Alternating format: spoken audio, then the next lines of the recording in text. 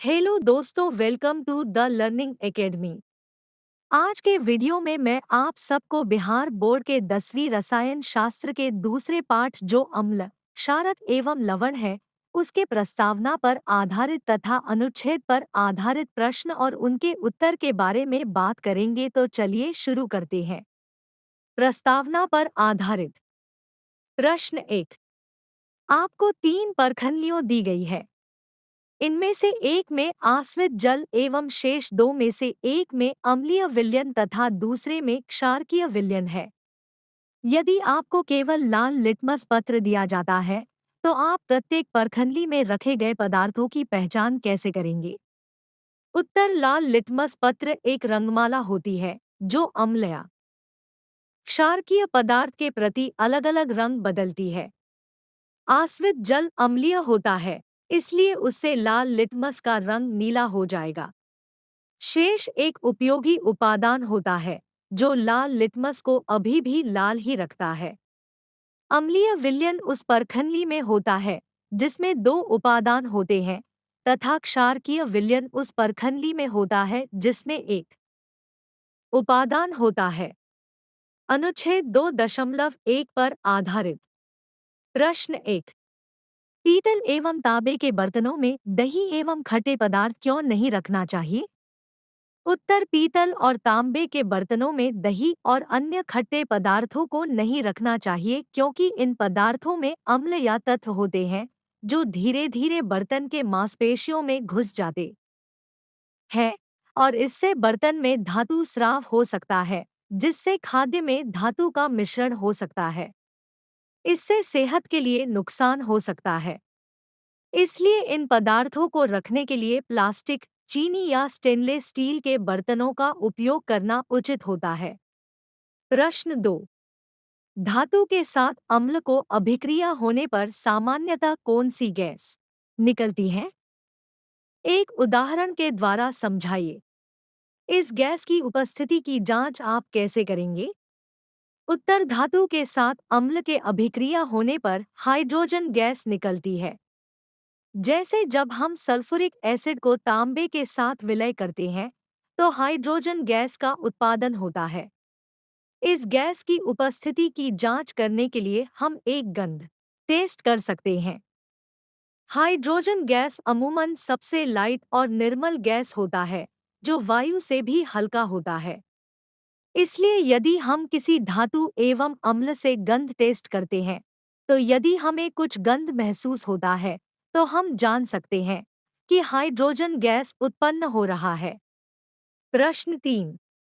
कोई धातु यौगिक तत्व हाइड्रोक्लोरिक अम्ल के साथ अभिक्रिया करता है तो बुदबुदाहट उत्पन्न होती है। इससे उत्पन्न गैस जलती मोमबत्ती को बुझा देती है। यदि उत्पन्न यौगिकों में एक से कैल्शियम क्लोराइड है, तो अभिक्रिया के लिए संतुलित रासायनिक समीकरण लिखिए। उत्तर। संतुलित रासायनिक समीकरण निम्न है। A plus HCl ACl plus H2 यहाँ अ धातु है और HCl हाइड्रोक्लोरिक अम्ल है। इस अभिक्रिया से यौगिक ACl तथा हाइड्रोजन गैस उत्पन्न होता है। अनुच्छेद 2.2 पर आधारित प्रश्न 1। HCl, HNO3 आदि जलीय विलयन में अम्लीय अभिलक्षण क्यों प्रदर्शित करते हैं, जबकि अल्कोहल एवं ग्लूकोज जैसे यौगिकों के विलयनों में अम्लीयता के अभिलक्षण नहीं प्रदर्शित होते हैं? उत्तर। HCl, HNO3 जैसे जलीय अम्ल बहुत कम भौतिकी अम्ल होते हैं जो अम्लीय अभिलक्षण प्रदर्शित करते हैं। इन यौगिकों के मोलेक्यूल में जल का पूर्णांक होता है जो उन्हें प्रोटॉन का अधिक योगदान करने के लिए सक्षम बनाता है। इसलिए जब ये यौगिक अम्लीय द्रव्यों या धातुओं के साथ परिवर्तित होते हैं तो वे अम्लीय अभिलक्षण प्रदर्शित करते हैं। वहीं अल्कोहल और ग्लूकोज जैसे अन्य यौगिकों के मोलेक्यूल में जल का पूर्णांक नहीं होता है, इसलिए वे अम्लीयता के अभिलक्षण प्रदर्शित नहीं करते हैं। प्रश्न 2। अम्ल का जलीय विलयन क्यों विद्युत का चालन करता है? उत्तर। अम्ल जलीय विलयन में हाइड्रोजन आयन H+ देते हैं तथा विद्युत इन्हीं आयनों के द्वारा चालन करती है। प्रश्न 3। शुष्क हाइड्रोक्लोरिक गैस शुष्क लिटमस पत्र के रंग को क्यों नहीं बदलती है? उत्तर। शुष्क हाइड्रोक्लोरिक गैस शुष्क लिटमस पत्र के रंग को नहीं बदलती है, क्योंकि शुष्क हाइड्रोक्लोरिक गैस में जलने वाले अणु या आयों की अभाव में अम्लीय विलयन नहीं होता है। इसलिए शुष्क लिटमस पत्र का रंग बदलने की प्रक्रिया नहीं होती है। प्रश्न 4।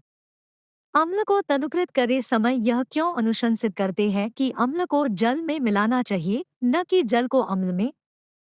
उत्तर। अम्ल को तनुकृत करने के लिए जल को अम्ल के साथ मिलाना अनुशंसित किया जाता है, क्योंकि अम्ल एक ऐसा यौगिक है जो जल में अच्छी तरह विलीन हो जाता है। जब हम जल को अम्ल में मिलाते हैं, तो अम्ल के इलेक्ट्रॉन जल में हल्के हो जाते हैं और इससे विलयन अधिक त्वरित होता है।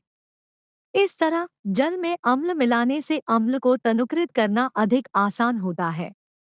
वहीं जल को अम्ल में मिलाना अनुशंसित नहीं होता है, क्योंकि अम्ल की तुलना में जल एक ध्यानवह यौगिक है जो अम्ल के साथ अधिक अस्थायी रूप से विलीन नहीं होता है। प्रश्न 5। अम्ल के विलयन को तनुकृत करते समय हाइड्रोनियम आयन H3O+ की सांद्रता कैसे प्रभावित हो जाती है? उत्तर। अम्ल के विलयन को तनुकृत करते समय हाइड्रोनियम आयन H3O+ की सांद्रता में प्रति इकाई आयतन में कमी हो जाती है। प्रश्न 6। जब सोडियम हाइड्रोक्साइड विलयन में आधिक्य क्षारक मिलाते हैं, तो हाइड्रोक्साइड आयन OH की सांद्रता कैसे प्रभावित होती है? उत्तर। जब सोडियम हाइड्रोक्साइड विलयन में आधिक्य क्षारक मिलाते हैं, तो हाइड्रोक्साइड आयन OH की सांद्रता बढ़ जाती है। तो आज के वीडियो में बस इतना ही। अगर आप मेरे चैनल पर न्यू है, तो प्लीज़ लाइक करें, सब्सक्राइब करें तथा शेयर करें अपने दोस्तों के साथ। और कोई भी प्रश्न हो तो मेरे कमेंट बॉक्स में आके ज़रूर बताएं। तो मिलते हैं अगले वीडियो में। Thanks for watching. Bye bye.